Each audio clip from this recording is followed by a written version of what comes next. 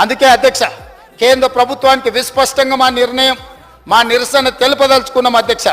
అందుకే మీ ద్వారా సభ్యుల అనుమతి ద్వారా 27 తారీఖు నాడు ప్రధానమంత్రి నేతృత్వంలో నీతి ఆయోగ్ చైర్మన్ వచ్చేసి ప్రధానమంత్రి నరేంద్ర మోడీ గారి నేతృత్వంలో 27 తారీఖు నాడు నీతి ఆయోగ్ సమావేశం జరుగుతుంది.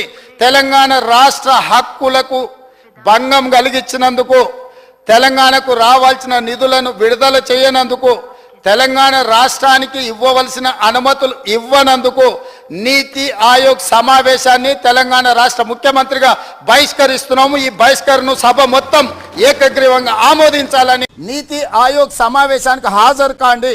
హాజరు అవ్వడం ద్వారా ముఖాముఖి నరేంద్ర మోడీ గారిని నిలదీయడానికి బంగారం లాంటి అవకాశం మీకు వచ్చింది. రాష్ట్రానికి 7.5-8 సంవత్సరాల నుంచి రావాల్సిన నిధులు ఎందుకు ఇవ్వలేదో